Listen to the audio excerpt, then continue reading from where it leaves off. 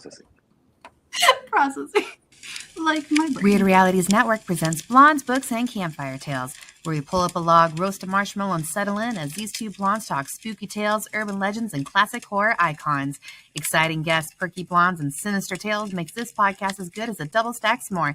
So let's join Bethany and Crystal as they gather around the campfire in Blondes, Books, and Campfire Tales. No, I said not to. Oh, hi. Hi. Hi, everyone, and welcome to Blondes, Books, and Campfire Tales. As usual, technical difficulties. But thank you, everyone, for joining us. We know there was a time difference with daylight savings time, so thank you for joining us. For those of you who switched time on the same time, those of you in Arizona, we didn't switch time, so it's a different time for us. I don't know. It was about to be like, what time difference? Like, the time changed, but it's still the same time. But I guess, yeah, it's not the same time for you. Yeah. For us, it's a different time. I'm like, the sun's still out. It messed my head. Hey, the sun's still out here too. Because I was traveling. When did it happen? When did the switch actually occur? On Sunday. Okay. So that's at 2:00 Sunday morning / Saturday. I went to Colorado, and on Friday I checked, and this time was the same in Colorado. And then somehow it jumped an hour ahead, or I think I lost an hour or something. But whatever it was, it screwed up my sleep schedule, which already has wrenches. But yeah, so it screwed up my sleep schedule too, and I was expecting it. I've been so tired. I slept just fine. Yeah. Nobody asked you. Ricky and I are like, great. Nobody asked.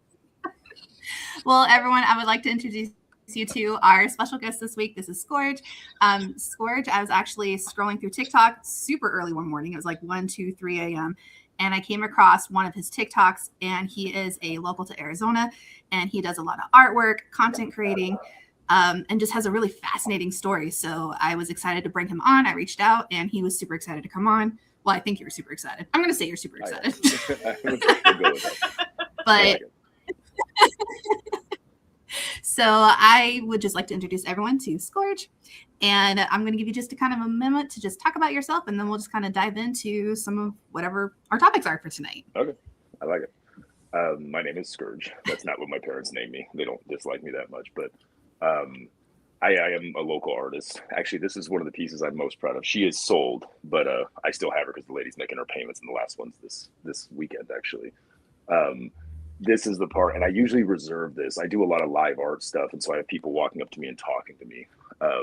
And, I don't know, I'm not bragging about my abilities, but people, they'll compliment or just ask questions. And I like to save this one for when they really start getting interested, because then this is like the record off the turntable when I tell them I just got out of prison after 14 years. The short story is organized crime and some armed robberies of pharmacies. It's nothing I'm proud of. But in theory, you do your time, you move on. It's not how it works. But I'm doing what I love for a living, which is bizarre. And every time, like, I feel, I know it's called imposter syndrome. So, but I feel like I'm tricking people, like when somebody buys a painting or they feel whatever it was that I was feeling when I painted it. It's surreal that I am able to communicate on another level. Cause I don't know. I have a lot of words, but I don't know if I say all that much. So, which lucky you guys. So, but yeah. So I'll try to cram up all the time with excess words, but I'm happy to be here and I'm waking up. So. Yeah, because you just came from an event over the weekend, like you were talking about in Colorado, right there. So you do a lot of events, because every time I see you posting on TikTok, you're doing just live shows constantly from different events around the country. Mm-hmm. Yeah, and I am still technically on parole, but my parole officer is cool, and she knows that this is like my career, so she lets me travel. I get little approvals. Yeah. I'm like, shit, did I just let you? Yeah. Don't let the parole officer know. Didn't you invite her? Oh, yeah, I'm sure that would go over well. She doesn't get jokes. I say things all the time. And I mean, granted, it's in text, and I know that doesn't translate. And I'm also, I guess deadpan is the word. I make jokes, and because of the way I look, and then because of her career choice, she probably doesn't get that I'm joking. I wish I could think of a for instance. I would have to go in my text messages, but I'll make like a wise ass remark, and she just doesn't acknowledge it. And then I have to explain why that, it was going to the Colorado show. It was in Colorado Springs this past weekend, and so I told her, and she said, "What vehicle are you using?" And I said, "Oh, it's my 2004 Toyota Camry. I think I can pedal hard enough to get there." And she said, "What are you pedaling?" Oh gosh. I thought that was like, I didn't think that was like drugs. super What are you doing? intellectual. Yeah, exactly. Well, that would be a valid concern, I guess, on her part. Considering my history, but yeah, she doesn't get jokes. But she's nice. She's a nice person. But she's clearly been trained and probably conditioned by her career choice, because there was one time she was just examining my house or whatever, and we went to leave the room, and I'm kind of like, yeah, go ahead, and she like gave me this like frightened, frozen look. She will not let me get behind her. Like, my God, what but they train them well, and who knows, she might have had instances where that was a bad choice on her part. So I do sympathize, but I'm very docile these days. So yeah. So like in the healthcare industry and such, and when you're working with individuals who are vulnerable and such, there's a lot of HIPAA related things. There's a lot, health, intellectual property, protective act. There's a lot of sensitive information and sensitive individuals and things that can trigger things that we are trained, that we have to account for. So that might be kind of similar in her case, where she's having to, she has to modulate everything and be like, okay, well, I can't take this as a joke. It's a possibility that maybe something actually is, going on. So. Yeah, it does make sense. I'd also just, and there's also probably a thing where they don't want to, I don't think they want to be personal with you. I mean, I'm her client, and if things go wrong in my case, then she's the one who's going to have to arrest me and bring me, back to prison or whatever. So she doesn't want to be too chummy, I guess. So that makes sense. But still, like, I think I'm funny, but. I think I'm funny. Yeah. We all think we're funny. Yeah, exactly. That's the important thing. Yeah. I'm actually the person who laughs at his own jokes, especially when I'm by myself, or like when I'm doing my live events. Again, I forget that there's people around me. When I'm painting, I'm lost. That's the best part about it, is like I'm kind of like zoned in. And so, I've been caught giggling at myself, and I turn around, I just feel like even more of a maniac. So, yeah, it's fun. I think we've all done that too. Yeah. Oh, I've totally I'll be like, I drive a lot for my job. So I'll be like sitting in my car thinking and making myself laugh. And I'm like, if somebody sees me right now, they're going to think I'm psychotic. I'm just sitting in my car laughing by myself. I think in my career path, it's a boon. Like nobody expects me to be on the level. Like I think everything about my image is like, yeah, of course he's an artist. Yeah, that makes sense. I'm drinking wine out of the bottle like a lush. So which was weird this weekend. I posted a video about it because like everywhere else, they don't. I mean, I'm sure they're not like okay with it, but they don't want to tell me no. Maybe, I don't know, because it's how I calm down to be social. Incidentally, I'm not drinking right now. This is just coffee, but it's just in large groups. There's a lot of whatever you want to call it, PTSD that comes from my past. But so it helps me relax, and it kind of ties in with the artist thing. But there was like some rule that in this event center you can't have outside drinks or food of any kind. And so I'm like, I would have clients come over watching. I'd say, hey, stand right there. And I would grab my bottle out from behind my table and take a couple swigs of wine. And it was, I made a joke. I meant high school, but I said, God, this is like elementary school, and I had to hide my drinking.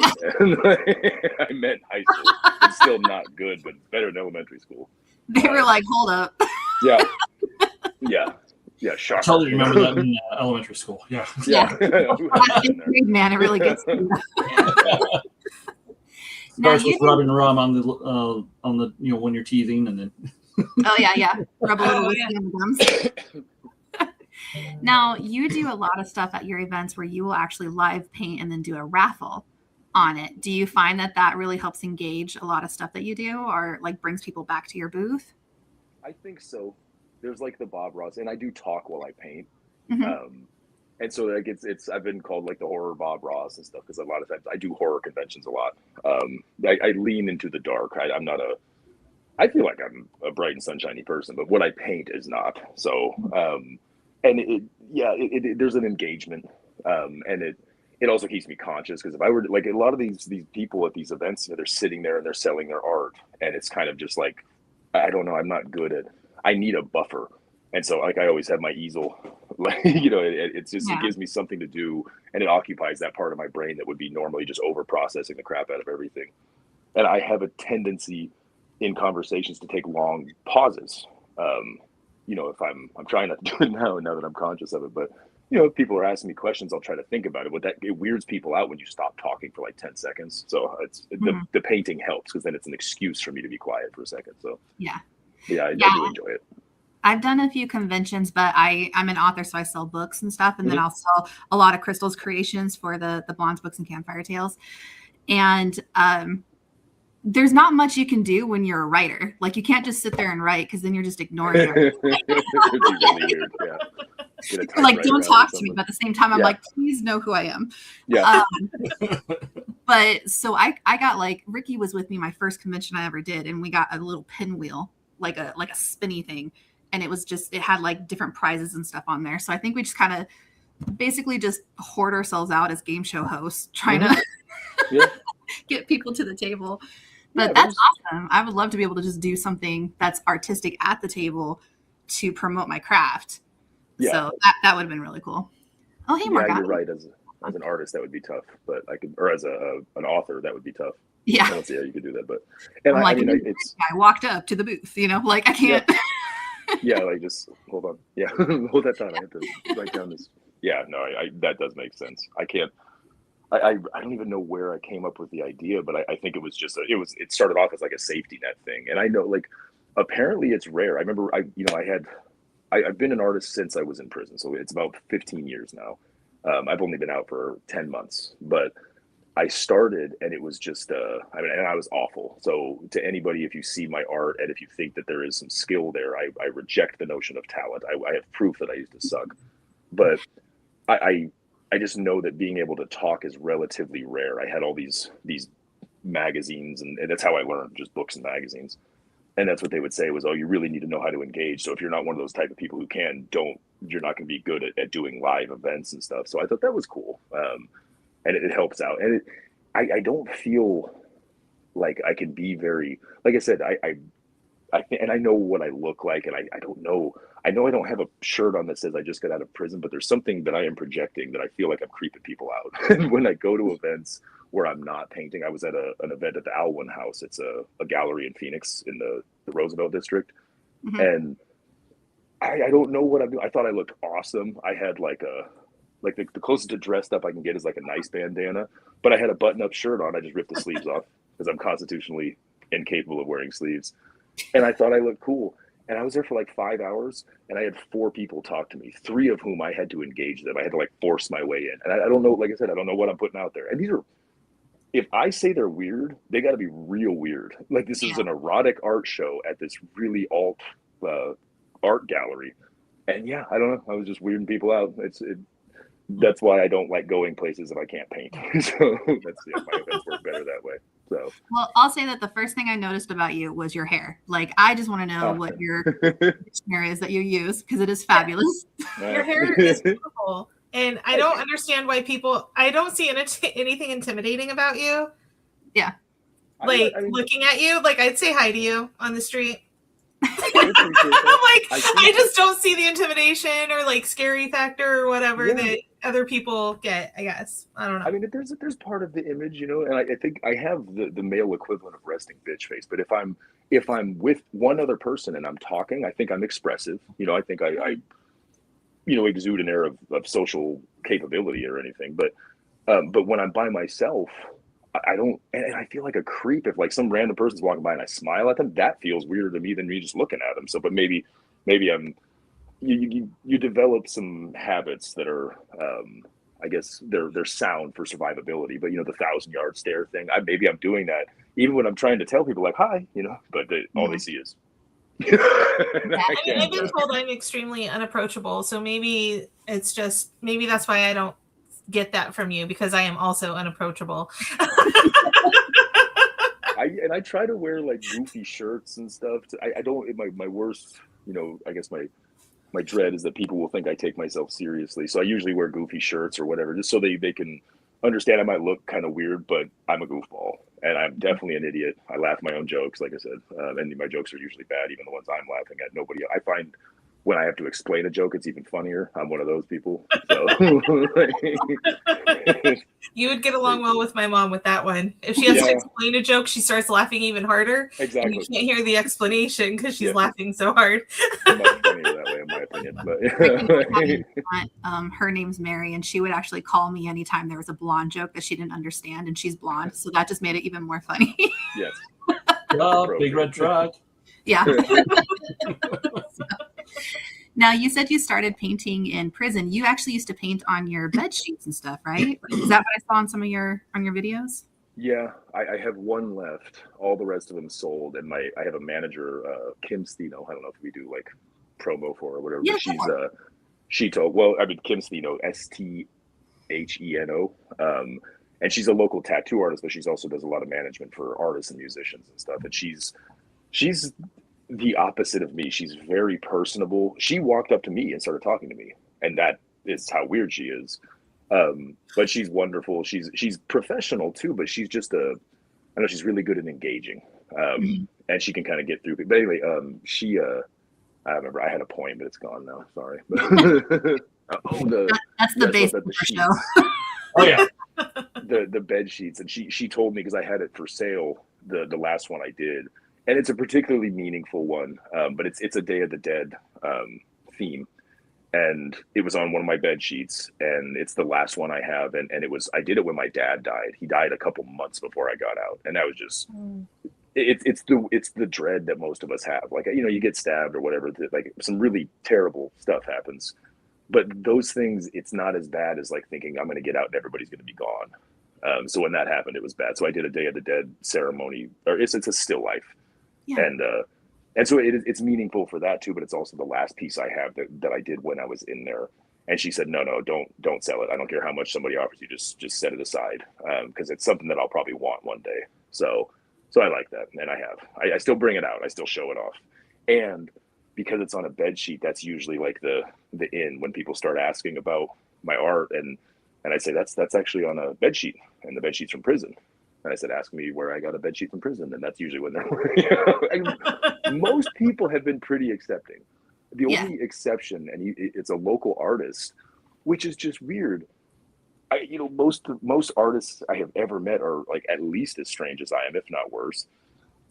But he's the only person who I've ever had like that I feel judged me for it. Everybody else, they seem pretty cool with it. But we were supposed to meet up and hang out or whatever. I don't have that many friends in general, but I don't have many artist friends that like. There's a history of this, like Van Gogh and Gauguin. They'd get together and they'd sketch together. I thought that would be really cool, and that was the plan. And then when it came out, and I just kind of assume, if you watch anything on my social media, I talk about prison. I'm trying to make people aware of this. That we're not all, I'm a little nutty, but anyway, apparently he didn't know. And when I dropped that bomb, I think I heard from him one more time, and that was it. And I'm not going to keep like, please talk to me, so such is life. But that was strange. Some people are just dicks. Yeah. Yeah. Well, Morgana must have seen some of your artwork right there, because she says it's just absolutely beautiful artwork. Do you have any like within reach? Because I know you're sharing a chair with your cat. Oh, yeah. Actually, she just buggered off on the chair. But okay. This one was that one. I don't know if you can see it. Yeah. Is she noticeable? And then I have some up in my, we'll call it my storage space, but it's my closet. Yeah, hold on, I'll grab something. Right. I sold a couple of the big ones this weekend, but I still have a couple of the bigger originals. I do, I kind of branch around. I mostly do oil paint, but I teach watercolor classes. I love watercolor, even though it's a very fickle medium. Okay, this is one of the ones I finished most recently. So let me see. I don't know. My stuff is dark. I was going to say it might need a little light. Yeah, the lighting's a little bit. There we go. It's got color. Okay. That is really cool. That's beautiful. I was looking at some of your stuff online, and I was just like, if I had the money to buy some of these. Well, I do sell prints. I usually have framed prints for sale for $50 to $70 depending. But this one, I don't know if it. Do I? Okay, I have the last one in the series. So, and this is a thing artists do. It has a lot more to do with fixation than like an attempted presentation or something. But so. I'm trying to get it where, because it's oil paint, so there's a little bit of a gloss to it. But I like the lantern. It's hard to do fire. I love like candlelight and lanterns. That's in a lot of my paintings. And some of my stuff in my room I've actually used. I have these Moroccan lanterns that I've used, but This is the last of a series. It was the Reliquaries of Bone and Bloom. I call it bones and jars and crap. But this was the part 3. The other 2 are sold. The one is in Tucson, one is in Vegas. But this fairy one, it's these cloches, these bell jar things. And I like painting the glass, but this was kind of a joke because I had a friend who asked me if I do, why don't you do fairy art? She does fairy art. Her name is With Mush Love. She's out in Tucson. Like mushrooms. And yes, yeah, she does little creepy mushroom figurines and like I said, little fairy houses. She's very imaginative, and she kind of looks like a fairy. So, but she asked if I why don't you try some fairy art? And I don't think she was expecting something bright and sunshiny, but she didn't get it anyway. Yeah. I was going to say it's very much similar to a friend of mine, Undead Blossom, who does a lot of the bone skeletal stuff with flowers or mushrooms and such. And it's like the dichotomy or the mix between life and death, or just kind of the rebirth and that sort of thing. And yeah, your stuff would be right up on par with the types of things that she's into as well. And what was the name of the artist that you were just now talking about? Something about mush? It's With Mush Love. She's on Instagram. Okay. And she does events out in Tucson. Like, she's pretty regular. And I've actually met her at an event at the Tucson Terror and Oddities. So, and yeah, but she was pretty happy with it. I sent her the picture. She was delighted. But yeah, she wouldn't have been expecting anything, happy. But her stuff has a lot more whimsy to it. The bell jar thing was just I like painting that. So, but that's it. I'm done. I can't keep painting that. I've done it like 4 times now. So different subjects and yeah, the skull, some skull life and then some kind of transition. The part 2, I had a black and red butterfly in there with like on an animal skull and some plants and flowers and stuff and a what do you call it? You tip it upside down and it tells time. Hourglass. Yes. So yeah, some just messages about time passage and stuff, and I like it. I never really know why I paint what I do. I don't think there's anything wrong with painting something just because it's pretty, but I do like hearing when people see it. Like this one, the woman who saw it, the woman who bought it, said that it reminds her of every mother who's had to turn into a savage to protect her child. And I thought that was beautiful. But I had no idea why. I thought I was saying something bad about my mom. But no, it's like, I'm really proud of it. So you kind of hit on something a while back that kind of this also kind of plays into a little bit too. The idea that, one of the biggest fears in prison is the idea that by the time you get out, everybody that you know is gone, that sort of thing. Yeah. And in the fairy realm, the Feywild type stuff, this is prevalent in Dungeons and Dragons and Scottish and Irish folklore and such. There's often the connotation that while you're in the fairy realm or the Underhill and that sort of stuff, time passes much more quickly for those on Earth than it does there. Yeah. And there's a lot of stories about how Rip Van Winkle and all anybody else who's there in that position they come out and everybody they know is gone, and then again the whole fairy art and such, and here you are doing that. And I never put that together. I'm hip. I like that mythology. This is not quite mythology, but it was the Mists of Avalon. It was a beautiful book. I love that book, but that would happen, when they would step into the Fey realm and then come back and time either stopped or it moved forward a year or it doesn't move the same. I never thought about that. I always compared myself to the Highlander because when I was in prison, everybody I knew would just leave, and I'm the only one left here and all my friends, because, average sentence is 2 to 3 years, but no, that's actually really interesting. And that is a fear. And I just met one of my friends last night in Albuquerque. We did time together 20 years ago.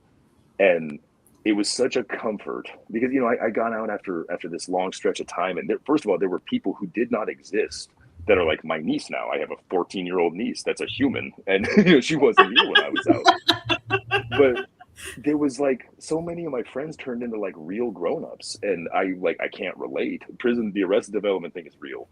But everybody kind of changed. But I met my friend last night. He's a clinical psychologist now out in Albuquerque. And he's like the brother I never had, and he's exactly the same. And that was such a comfort, he's still a goofy bastard. He's just, it's hard to imagine that he's this, that at some level of his profession that he can sit somebody down and really break through, because he runs a clinic out in Albuquerque, and that's awesome to me. But yeah, the time passage in there is a dread, and you get out and just think 14 years ago, like the way I would tell people when I was in, when they say like, God, that seems like forever. If you want an anchor for like when I came in, do you remember the Charlie Sheen meltdown?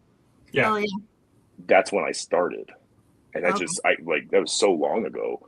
And I don't feel like I changed all that much. Like I feel like I'm more compassionate now. And you get older and you but it took an intellectual push to do it. But yeah, when you get out and now there's smartphones, like I had a smartphone when I was in towards the end of my time, and I did some TikTok videos where I'm wearing a mask. And because they will throw you in the hole for years for stuff like that. But it's been a comfort every time I see something that looks the same. The streets are different. Everybody's, like I said, my friends now have kids and stuff like that. Like I have a granddaughter, so it's new developments. Yeah. But I just jumped out into a different world. And I do feel like, times it should have stopped, but it doesn't conform to my desires. So I don't need to get morose. Now, when we were texting before, you had talked, because I brought up the topics we could talk about and haunted paintings, and you said you actually feel some of your paintings are haunted. They have a vibe. The what? I said they have a vibe. They have a vibe. Yeah, and I mean they're comforting to me. The one that sold, one of the originals that sold yesterday. She'd still be up on my site because I haven't done the administrative stuff I'm supposed to do. But it was these 3 doll heads, and they're just stacked up. There's a candle. It's very creepy. And that one specifically, it wasn't exactly a nightmare, but I do remember feeling a little disturbed by it. It was just an image that I had. But I think that's part of the feeling of a haunt, like it must be just hitting something deeper. And that's what art is. And again, I have no idea why I paint what I do. I never know how it's going to resonate with somebody, but it's always when somebody tells me what it means to them, then I go, oh, that's why I painted it. And that's not just like, I've heard some people's interpretations that doesn't really jive. But yeah, like especially this one, but this is the most comforting thing I've ever painted. And I know it's creepy, but I just remember doing it. And like, I have my issues. I have, sleep problems and stuff like that. And the entire time I was painting her, I was relaxed, and that was strange. And I'm going to be really sad to see her go. She, like I said, the last payment is in a few days. And so I'll have to take her to her new home. But yeah, and I think you could be forgiven to think, that this thing could be haunted. But like, I think it's beautiful. I like what I do, and I know it's not everybody. I can't please everybody. So, but yeah, I know there's something. It's something on this deeper resonance, and that's what art is. I can't say things in words a lot, so if I can, something about the unconscious, it's almost like a dream. You can get those images out, and it seems like it will resonate with them. So, and I like that. It's like screaming into an abyss, and then somebody screams back. It feels comforting. So, do you have a piece called Plague Doctors? Oh yeah. Okay, Morgana thinks it's freaking awesome. Thank you. She loves that one. That one, the original, I have it posted somewhere on my site, but the original is actually a doctor who bought it. And he has it's hanging above his medical license in his home office, which I thought was like first billing, but he's a really cool guy. It was so weird when I met him. He seemed so normal, and you can't be normal if you're buying my art. So I knew instantly I was wrong. But now I've gotten to know him, and I think everybody has a little bit of dark in them. You have to. And I think if people can't relate to it, it's probably because they're just trying. They call it like shadow projection. Everything else, you guys all just must be the weird ones. I'm perfectly normal and bright and sunshiny, and I don't think that is so with anybody. Maybe like a kid, but. I said like they're closed off or something. Yeah. I think there might be a little bit of judgment that comes with it, but that's just my personal assessment. If you think about artwork, like Ricky and I, we both write. And it's different on if we write a story, stuff into the story, and then someone buys it off Amazon, it's a different product. It's not something that we've personally touched. We've written it, but it's not something personally touched. With you, with artwork, every artwork that you do, you have personally touched, in your energy and your feelings of what you're going through while you're creating it, that I'm a big believer in energy, and I think it probably goes into the artwork, and that's probably what draws people to it. So that could be what relates to like a haunted painting, is if, not saying yours, but like other people, if they're like very angry when they do it, or like if someone has like a traumatic death in front of a painting. Because I know some of the paintings, when I was looking up haunted paintings, there's been like traumatic deaths in front of paintings, and it's almost like the essence or the energy goes into it. It's kind of like if you ever look at something and you just feel like eerie, and you're just like, ugh, like not the picture itself, but the energy you get from it. Yeah. So, and because you can see some pretty mundane looking paintings, just like some old portrait of somebody, and yet there's something so creepy, or just, and you have the eyes following thing. That's one of them, but that's just an art technique. But that's not the creepy part. I know what you're talking about. I've seen them. Just like, it's a picture of a little girl with some flowers, but there's something just so god awful about it. And you can't put your finger on what it is. I can see that. And I do believe that. I'm sorry, what? Go ahead. No, I was just gonna say that the energy of the artist specifically, because there's people like I remember when I was younger, like especially when I first started, I didn't like Van Gogh, and it's great, it's my shame to say that, but I didn't get it. And then when you learn about him, like he was a madman. He's the guy who cut off his ear and all that, and he died in an insane asylum, I believe, but it was just like a gunshot from some random highwayman. I mean, the dude had a weird life. And then when you know that, and then you look at his paintings and you see something about the trees are still menacing, and that's exactly what the world would look like through the eyes of a madman. And so once you know that, but now you see the trauma that he was painting. Even when he's trying to paint something beautiful, there's so much of him in that, and I think that's part of the energy.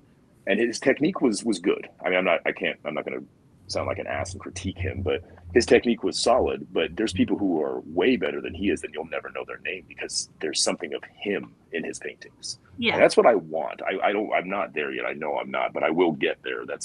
You have to kind of get out of your own way. But I think that kind of energy is what's really strong, and I think that draws people to art in general. So it's not just the subject; it's that you can see it from what that artist was looking at. I think that's beautiful. So. Yeah. And he's one of my favorites now. So.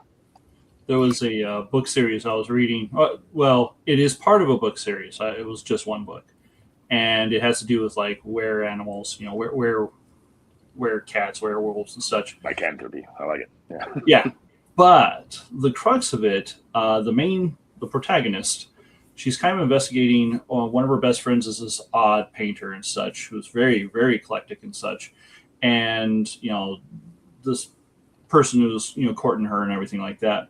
Come to find out that the odd painter actually is this guy who's killing people and putting them into his art in some way, whether through the sculptures or the bits of the blood and the bones and stuff will grind down, and that's part of the paint.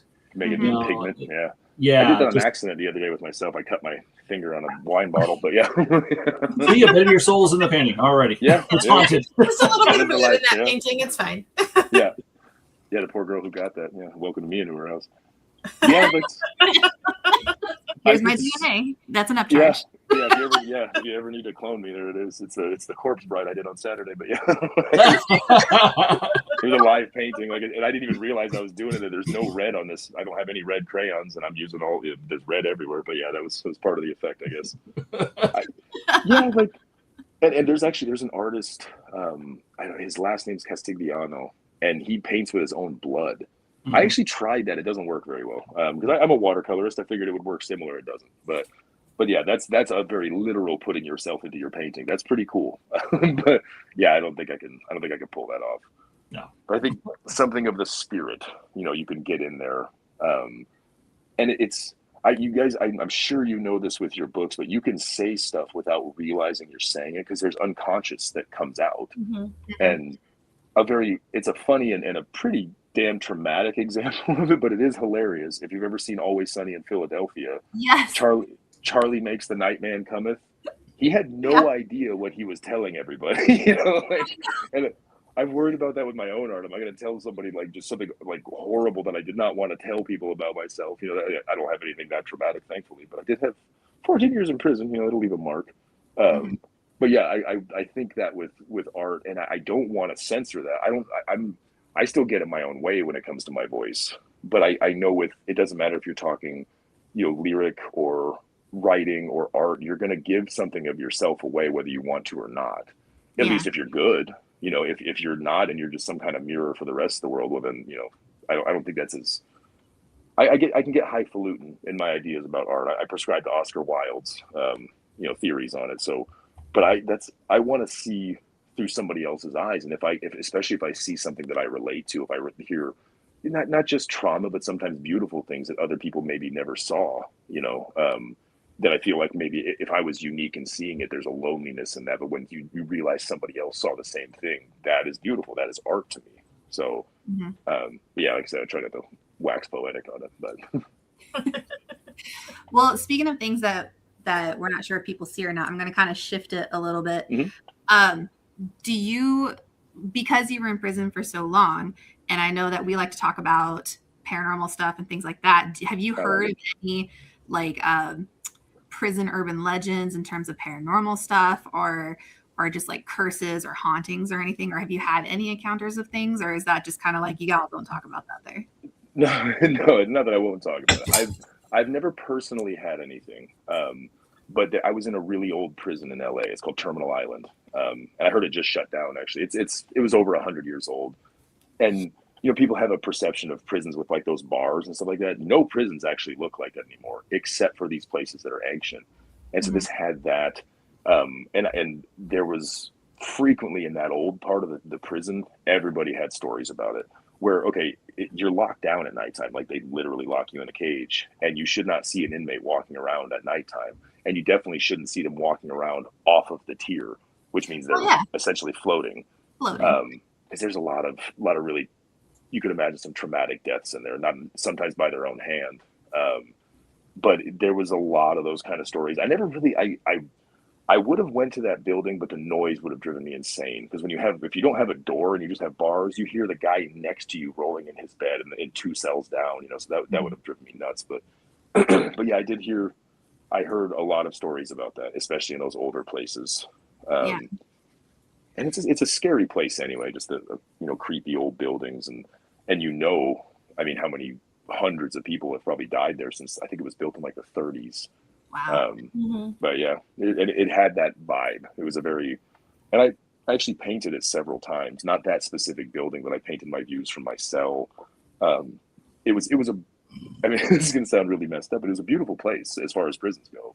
A lot of times they have this, the newer prisons are very, like, it's just like commie gray, like there's no flowers, no trees, no anything. They just try to crush your spirit.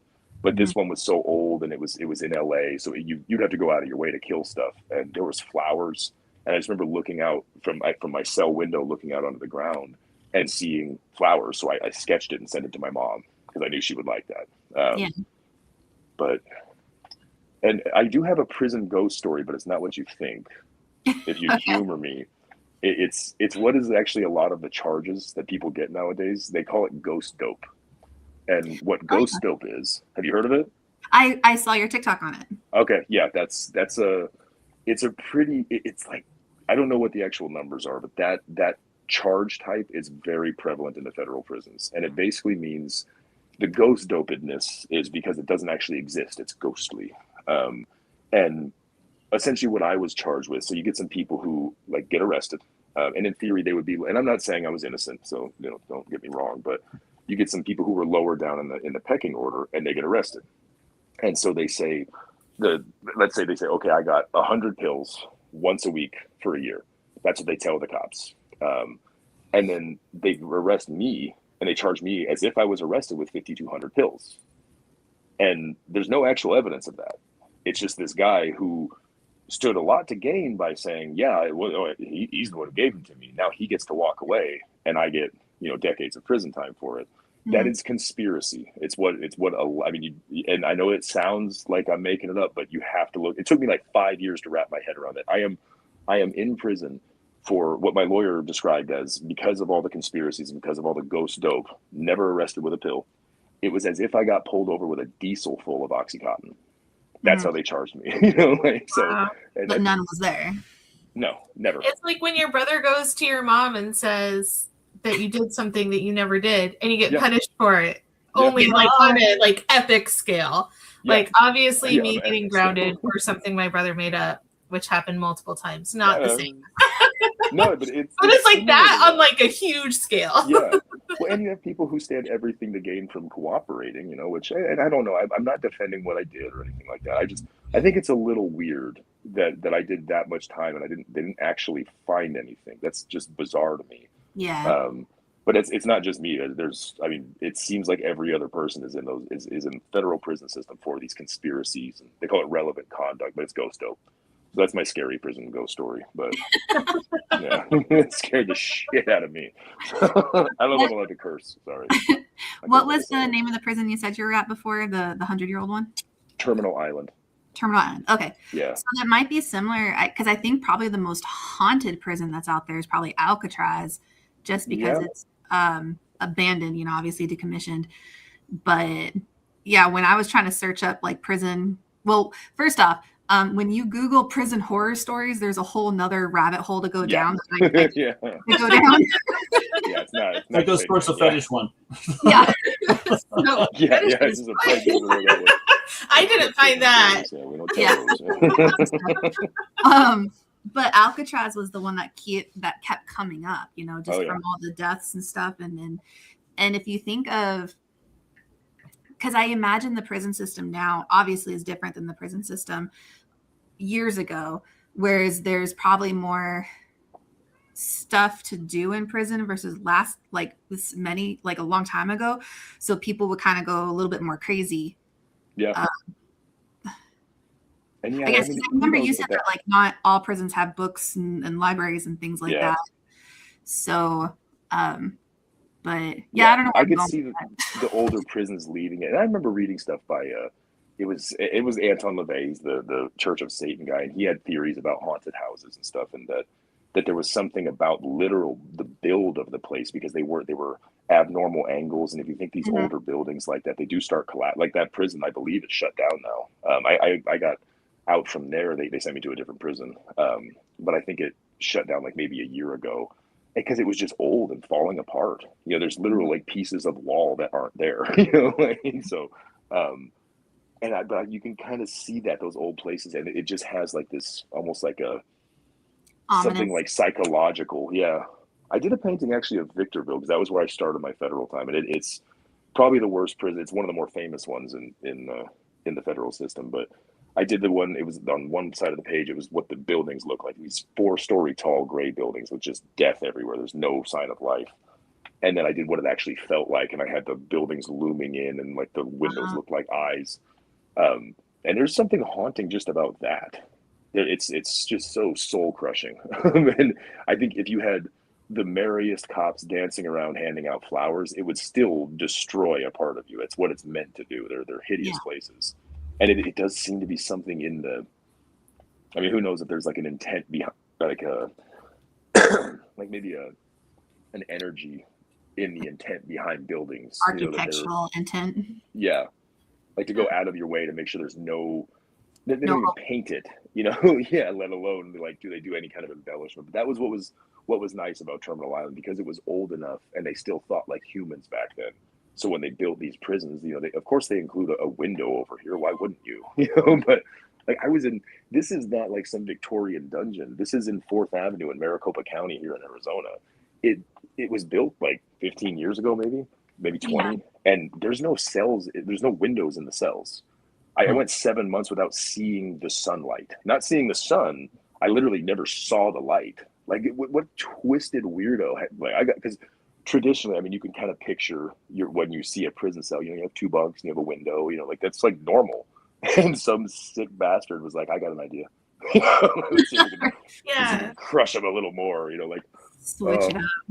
I feel like people that have designed prisons throughout history have always wanted to find a way to make it worse for the people on the inside, but that's definitely evolved what that is. Yeah. And definitely taking away the sunlight is horrible. Mm-hmm. Like, it's like a next best thing to a coffin was those prison cells in 4th Avenue. It's just twisted. Yeah. Yeah. And I am. It's not that I got out unscarred, and I'm relatively Nietzschean. I do believe that these things can make you stronger. But I'm proud of it that and I have friends too that I figured out some way to it's doing something beautiful. Like I remember painting these horses on a beach, and I saw one of the staff members sneer at it because like they realized they didn't crush me, and I thought that it was like a big middle finger to them. I love that. So. And it doesn't work with everybody. A lot of people do get crushed by it, and it's awful. It's the most, not the most inhuman thing, but it's one of the more inhuman things I could think to do to a person is our American prison system.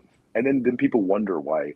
Like I have friends who I see them going to get out, and I think, fuck, like, I am afraid for society with this guy out. And not that he's a bad person, but I have a friend, I won't say his name, and he was like the brother I never wanted, but he was 16. He basically pulled a Grand Theft Auto, and last time I saw him, I saw him on his 33rd birthday. He's probably 38 now, and he would be getting out soon.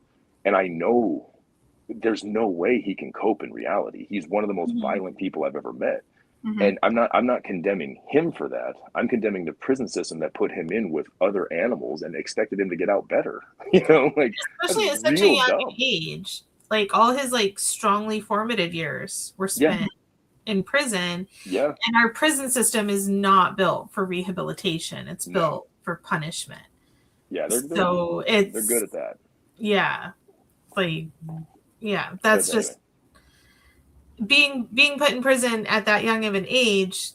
How else would you expect somebody to turn out as an adult? Yeah. Yeah. And I did a video on it. What? Do what? No, I was just saying that you're kind of creating what you're trying to prevent. Yeah. Oh yeah. I said this to my sentencing judge, which my lawyer told me right afterwards was a really bad idea. But I said, you think I'm bad now? You're going to put me in prison for 15, 20 years. Like, this is a battleground. You think I'm going to be better when I get out? And, that's not a good argument. but I thought it was valid. Yeah. It is. I mean, and I started in the maximum security places, and I'm not even that tough of a guy, and I'm around people. I mean, there's some seriously disturbed individuals in there, and I don't see how they could expect it to go any different, because I did a video about this where like the military will break you down and then they build you up. Like that's the whole purpose of it, is to build you into a soldier. But prison, right when you go in, they strip you, they take everything from you, and they break you down, and then they don't do anything to rebuild you. The only people who rebuild you is the other inmates, and that's blind leading the blind. I was effectively in charge of helping people who are 18, 19 years old and trying to give them a worldview. Like you should see what the world looks like in my head. So it's just deranged on so many levels. And again, they act surprised when we get out and we're a little nutty, but for the record, I'm doing well. But she commented, she says that prisons can't make money without product, so there's no way they will ever make it about rehab. It's insane. Some things should never be for profit. Yeah, the fact that so many prisons in this country are for profit, like ridiculous. No, that's just a whole nother thing, because I could go off on that for a long time. Yeah, where you have somebody who has a vested interest in and then it's more complicated than that. Like the prison has a vested interest in locking people up because they want to make money, and then they take that money and they lobby for judges that are hang them high, so you put more people in. But if you take away the for-profit nature of it, you still have like the prison system. They're frequently understaffed, because I don't know who gets to make this assessment, but we need 14,000 guards to work here, and if we don't, we're understaffed, so you have to give us extra money. They're just supplying jobs. It's a job mill. And I will say that some of the officers are not bad. Very few. Most of them, if they don't go in rotten, they will eventually become rotten. You can't be in that environment. If you read like Philip Zimbardo, he's the psychologist, or was the psychologist at Stanford. He did the Stanford Prison Experiment, and he wrote a book, The Lucifer Effect, and it fits right in with the vibe of this. Like it's a haunting effect that you get people that become twisted. He kept using the term a bad barrel. Like prison is a bad barrel. You can't put good apples in and expect good apples to come out. And it's just this dominating effect that so we get brand new guys, and you could have like Mother Teresa walk in, give her 6 months. You're going to be around all these other officers that despise us on a very fundamental level, and that's endorsed by society. Most of society, I can hear mother culture in my ear that says I deserve to be tortured. I don't agree with it, but I do know that that's what most people think. And so it's just this weird process that continues to perpetuate. But I disagree with the premise that it can't be fixed. Pretty much everywhere else in the civilized world has figured out, hey, if you don't treat people like animals, they don't act like animals. I spent the first few years of my time in the hole, like it was full solitary. That's why I was drawing on the walls because I had nothing else to do. That's how I became an artist. But I just remember the cops would come over because I had some issues when I came in. I was a little upset that I went from being the freest I've ever been to the obviously locked up, I had some issues. I don't want to glorify it, but I attacked some officers. I took over a control tower, and that haunted me the rest of my time. Like I said, they threw me in a hole for years, and then they would bring people around and like point me out, like the new cops. They bring them out and like, this guy is an animal, and it's like I'm ashamed of it, but it like I started feeling like that. Like if they'd opened that door, I probably would have acted just like an animal. I don't think I was. And so you get these. It's almost like this. Like we talk about energy. Like there's this energy that they start projecting on you because we're social animals. We start internalizing that, and I remember seeing one of those officers years and years later in the same prison, but he didn't recognize me. And when he realized who it was standing across the desk room, and now I'm not behind a door, like he was terrified. And he had no reason to at that point. But yeah, if you'd have done that a couple of years ago, you should have been afraid. But you can't do that to a human. But the Norwegian prison system has it figured out. Their recidivism, their rate of return clientele is very small. And it's because they're treating people like humans, and they're trying to help people for when you get out. The overwhelming idea of the place is kill time, and I rejected that pretty early on because I'm thinking at the time I had 17 years. I had some good time. I'm thinking if I kill 17 years of my life, what's that going to look like? So I was productive. I learned the language, became an artist. I read enough to where I love philosophy. I love mythology. And I started teaching classes on philosophy, and it was a way of giving back, but it was also me trying to make a friend, because that place tries to crush any of that. They want you to wear an aspirin in a chair watching TV for 16 hours a day. That's what they want you to do, because then they don't have to do anything, Yeah. But I know this is depressing. We can move on. But you had mentioned before that you had like an attempted escape attempt. Yeah. What was that take over the tower situation? Yeah. I was in for a couple of weeks at that point. I used to be a monster. Like I know I'm kind of big now, but I was really big. And I was 26 and I was just invincible in my own head. There's some things that have come to light lately that I have, some mental health issues that were just undiagnosed. Yeah, that checks out. Now when I see it through that lens, I'm like, well, yeah, look at what I was doing. But yeah, I don't want to go into too much detail. I mean, I can. It's not really worth it. But I worked my way into it in the control towers where they hit the buttons and open cell doors. That's where the cops sit. And so I got my way into that. And I basically had a couple of them, like three. There was three in there. In the paperwork it says two, and I don't know. Maybe that other guy wasn't supposed to be there. Those three. And I took them out without like really hurting them. I did have a shank that I made out of a vent I ripped out of the wall. Like, I'm trying not to say this like and glorify it, because I was a nut. But I put them down. The idea was I already had the rope made, and it was on the 5th floor. And I say I had a rope made. It was made out of sheets. So and you've seen enough movies where that works 9 times out of 10. I'm almost certain that would have ripped. And I was on the 5th floor, so it would have been. It's a lot really of sheets. Bad. Yeah. Well, I used to use the same formula. I can braid my hair, so I braided the sheets up, and later on I would use these to work out from. You hang them on things; they're good workout stuff. And I've ripped them doing that. So if I'd have put 250 pounds of body weight on it, I probably would have fell to my death, or at least broke my legs and been more embarrassed. But anyway, it was, I guess, good luck on my part that there was just a sergeant that was walking up the hallway that leads to the door, and we stared at each other in my head 4 or 5 hours where we were locked eyes. Like, and I'm running through everything in my head. Like, there's no way to get out of this. So I sat down. It was probably 3 seconds, and he hit his little button, and then the place swarmed within probably about a minute, was swarmed with guards. And they put me in cuffs and then beat the hell out of me, because that's what truly brave men do. But yeah, I was a little bitter about that. But that haunted me the rest of my time in. I was that goes in your paperwork. You know, they kind of frown on that. So it was unfortunate. But luckily I'm out. So everybody, you know. I You can buy all the sheets that you want. Yeah. Yeah. And you don't have to worry about trying to go down 5 floors on yeah. So really important question. What is the name of your cat? Oh, Abigail. Yeah, she's over on the bed now, but she got bored of me. Oh yeah, you missed that portion of the pre-show when we talked about patents. We had a whole conversation. Hey, the universal power system went out, had it uplit. Yeah. I was telling them about it. I had a cat when I was in prison too, and he was my little boy. I can actually, I don't. The painting is stashed away somewhere. I can show you a picture because I painted him. And yeah, he was my little boy. But I don't know if he can hear me. But shout out to Buford. But and like the painting doesn't do it justice. But I got him because I think I caught his personality. He was, he's a cat, very lazy.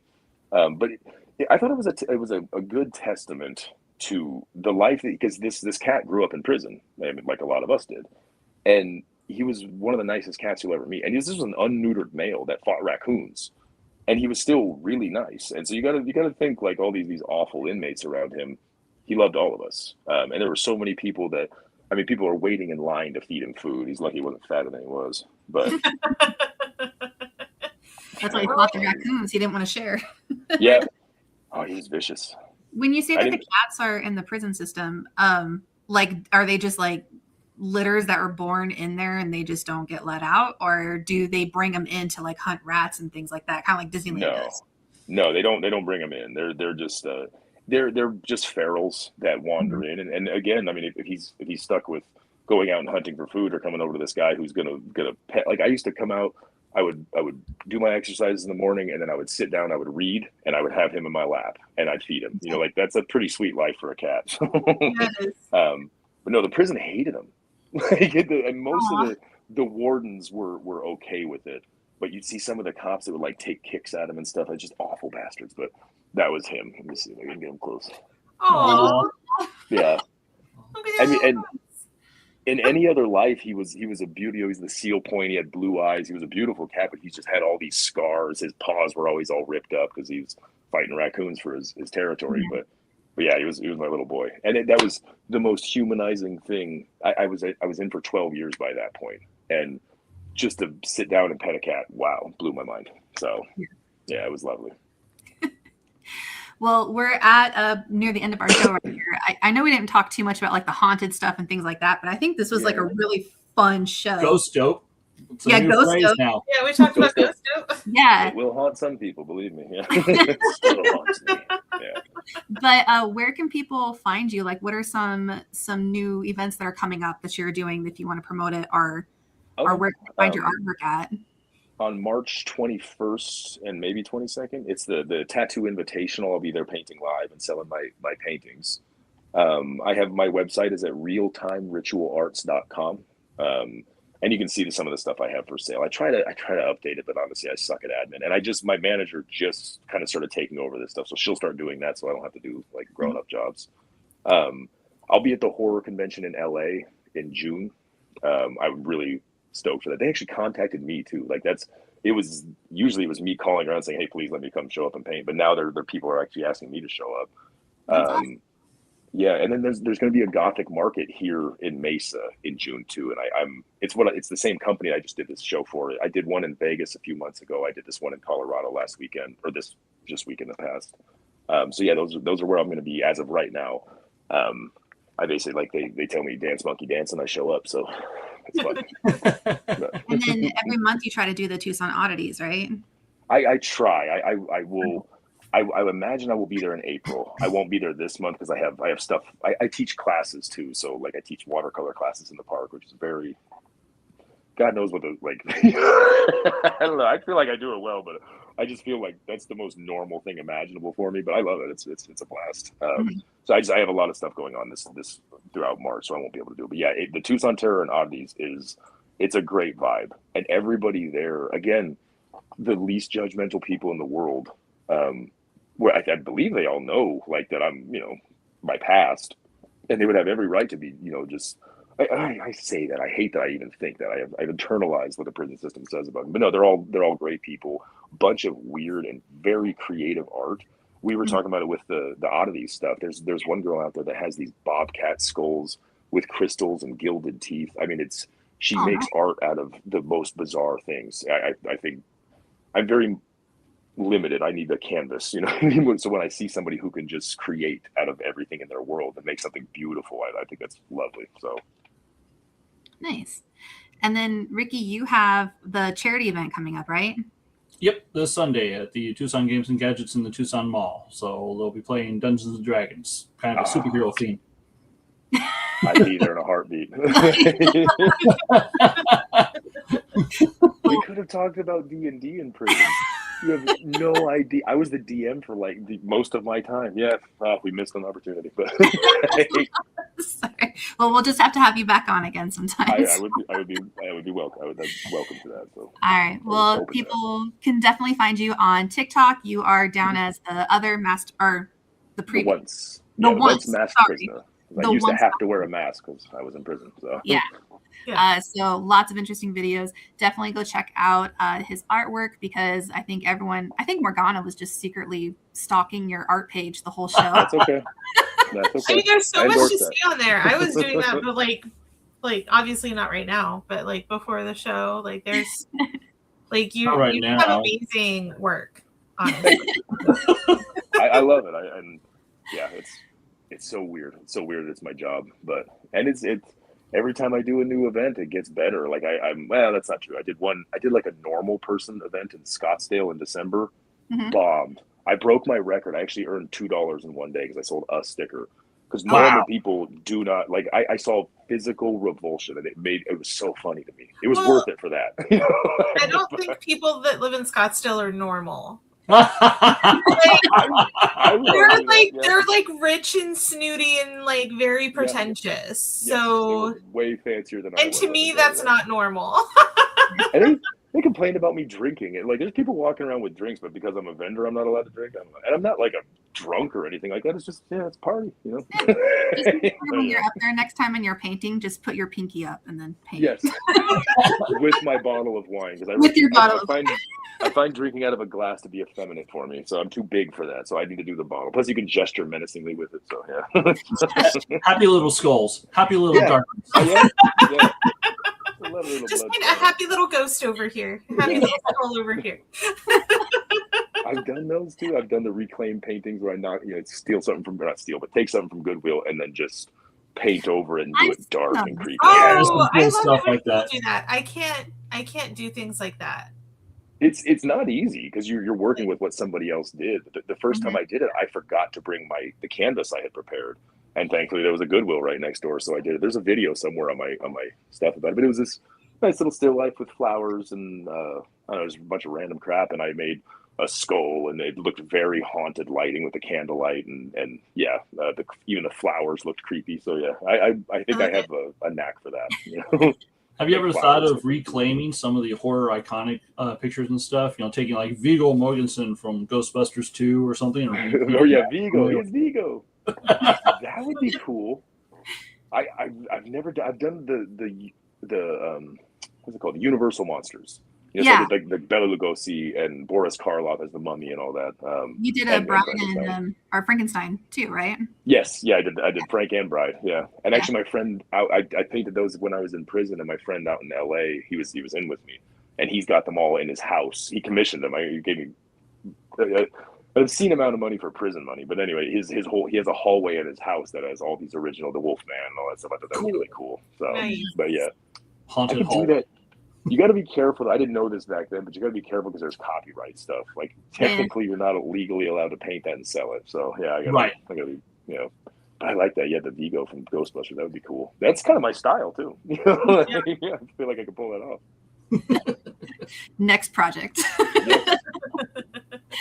I have a couple new things on the block. So. Well, we'll definitely see if we can have you back on again sometime down the road, because it was a pleasure cool. having you on. It was great chatting with you. We definitely learned a lot about painting. Crystal and I were actually talking. Well, was I talking with Crystal? I don't know. I was talking with someone about doing like painting together, like watching a video. We should just do it with you. Yeah, I thought it would be appropriate. I usually do paint while I'm talking. Like, yeah, if you watch my videos, that's not a prop. That's me. That's what I do. I'm ADHD, so I have a very, like, I'm sitting here twitching right now, but I have a very hard time just sitting still and doing one thing. It's basically a child in my head. But yeah, I would paint with you, and if we can do it quick, if I got a subject that we could all agree on, I could start and finish a painting within the podcast. Could be kind of cool. We can do like a special episode, and like we can do just like paint with us type thing. Yeah. Morgana says that he can be Bob Ross and we can paint along. Yes. Draw some happy little blood spatter. Here's where you cut yourself with the wine bottle and put the blood. Little blood spatter. Put yourself into the painting. Yeah, let's not encourage people to cut themselves while they're watching. Probably not. I think that would emo anymore. All right. Well, thank you so much for being on our show. And we will see everyone back in about 2 weeks for our next episode. And I think we still need to figure out a topic for that. We haven't figured it out yet. So we will announce it when we figure it out. I'll be watching from this We're side. always welcome to them. I know. All right. Well, thank you everyone for joining, and we will see you next time. Thanks, Scourge. Appreciate it, man. Thank you guys. Thank you for having me on. This was cool. Yeah, I feel human, which is weird. And that's where we'll let the fire burn low for tonight. If you loved the stories, the laughter, and the feeling of swapping book talk under the stars, don't wander too far. Blondes, Books, and Campfire Tales is part of the Weird Realities Network, home to folklore, film, myth, magic, and the strange stories that always seem to find us when the night gets quiet. There are plenty of other incredible programs waiting for you across the network. Each one a little different, all of them fueled by curiosity, storytelling, and just the right amount of chaos. So tuck this tale away, grab a book you can't put down, and come back soon. We'll save you a seat by the fire. Until next time, keep reading, keep wondering, and stay weird.